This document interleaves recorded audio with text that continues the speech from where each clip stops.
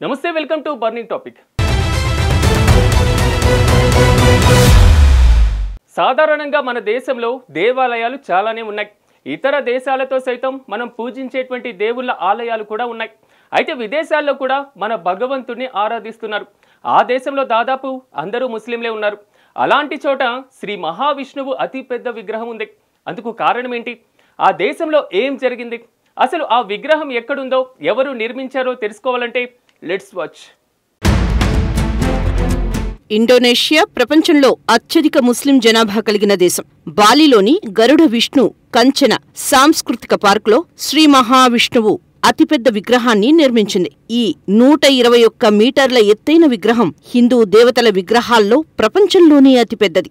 దీన్ని 2018లో ఇండోనేషియా అధ్యక్షుడు Djoko Widodo ఆవిష్కరించారు. ఈ విగ్రహాన్ని చూస్తే విష్ణువు తన వాహనమైన గరుడపై ఆసీనుడై ఉంటారు. ఇది హిందూ పురాణాల్లో గరుడు తన తల్లి బానిసత్వం నుంచి విముక్తి కోసం అమృతం కోసం శోధించిన కథను సూచిస్తుంది. ఈ విగ్రహం ఇండోనేషియా సాంస్కృతిక వైవిధ్యానికి, బలమైన చారిత్రక వారసత్వానికి చిహ్నంగా నిలుస్తోంది.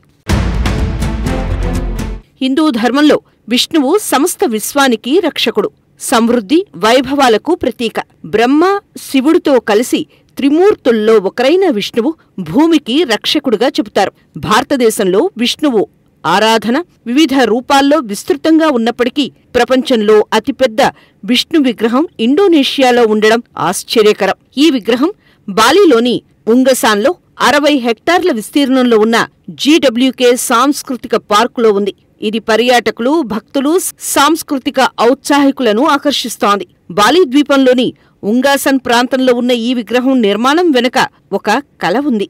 1979లో ఇండోనేషియాలో నివసించే శిల్పా బప్పాసుమన్ సువర్త ఒక భారీ విగ్రహాన్ని తయారు చేయాలనుకున్నాడు. ప్రపంచంలో ఎక్కడా లేని పెద్ద విగ్రహాన్ని తయారు చేయాలనుకున్నాడు. సుదీర్ఘకాలం ప్రణాళిక చేసి అందుకు కాస్త డబ్బు పోగేసి 1994లో విగ్రహ నిర్మాణం ప్రారంభించారు. ఇండోనేషియా శిల్పి న్యోమన్ నుర్తా దీన్ని రూపొందించారు. ఈ ప్రాజెక్ట్ ఇండోనేషియా సాంస్కృతిక, ఆధ్యాత్మిక సారాంశాన్ని ప్రతిబింబించే జాతీయ చిహ్నంగా రూపొందింది. అయితే 1997లో ఆసియా ఆర్థిక సంక్షోభం కారణంగా నిర్మాణం ఆగిపోయింది. మొత్తంగా నిర్మాణం 28 సంవత్సరాలు పట్టింది. ఈ విగ్రహం 3000 టన్నుల రాగి, ఇత్తడితో నిర్మించబడింది. బాలిలో ఉష్ణమండల వాతావరణం, భూకంపాలను తట్టుకునేలా రూపొందించారు. విగ్రహ నిర్మాణానికి అక్కడి సమీప గ్రామస్తులు సైతం నిరసన తెలిపారు. అయితే పర్యాటకం, ఆదాయం గురించి వారికి వివరించిన తర్వాత వారు నిరసన ముగించారు.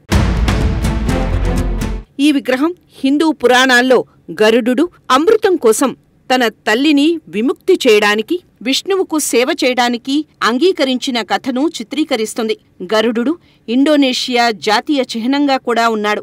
ఇది వైవిధ్యంలో ఐక్యత అనే దేశ గీతాన్ని సూచిస్తోంది. ఈ విగ్రహం బాలినీస్ హిందూ సంస్కృతిని, ఇండోనేషియా బహుసాంస్కృతిక వారసత్వాన్ని చాటుతోంది. 2000 సంవత్సరాల కిందట భారతదేశం, ఆగ్నేయాసియా మధ్య సముద్ర వాణిజ్యం ద్వారా బాలిలో హిందూయిజం వ్యాపించింది. బాలి హిందూ మెజారిటీ ఉన్న ఏకైక ఇండోనేషియన్ ద్వీపం. ఈ సాంస్కృతిక వారసత్వాన్ని కాపాడుతోంది. జీడబ్ల్యూకే పార్క్ సాంప్రదాయ నృత్య ప్రదర్శనలు, కళా ప్రదర్శనలు, ఉత్సవాలను నిర్వహిస్తోంది. ఇది ఇండోనేషియా బహుళ సాంస్కృతిక గుర్తింపును ప్రోత్సహిస్తోంది. నిర్మాణ సమయంలో ఈ విగ్రహం ఆధ్యాత్మిక సమతుల్యతను దెబ్బతీస్తుందని, లాభాలు బాలికి కాకుండా జగార్తాకు వెళ్తాయని స్థానిక బాలినీస్ వాసులు వ్యతిరేకించారు. అయితే ఈ విగ్రహం పర్యాటక ఆకర్షణగా, సాంస్కృతిక చిహ్నంగా మారుతుందని వివరించిన తర్వాత వారు అంగీకరించారు. ఈ విగ్రహం ఇప్పుడు బాలిని సందర్శించే ప్రపంచవ్యాప్త పర్యాటకులకు ఒక ప్రధాన ఆకర్షణగా నిలిచింది. ఈ విగ్రహం ఇండోనేషియా బహుళ సాంస్కృతికతను, వైవిధ్యాన్ని గౌరవించే స్ఫూర్తిని ప్రతిబింబిస్తోంది. ఇండోనేషియా జాతీయ విమానయాన సంస్థ గరుడ పేరు గతంలో దేశ రూపాయలపై గణేశుని చిత్రం వంటి హిందూ ప్రభావాలు దీన్ని సూచిస్తాయి. ఈ విగ్రహం ఇండోనేషియా బహుసాంస్కృతిక గుర్తింపును చాటుతూ హిందూ వారసత్వాన్ని కొనసాగిస్తోంది. 2025 ఆగస్టు 13 నుంచి 17 వరకు జీడబ్ల్యూకే పార్క్ ఇండోనేషియా స్వతంత్ర దినోత్సవాన్ని పురస్కరించుకొని పెస్టారక్యత్ ఉత్సవాన్ని నిర్వహిస్తోంది. ఇందులో సంగీత కచేరీలు, సాంప్రదాయ నృత్యాలు ఆకట్టుకున్నాయి.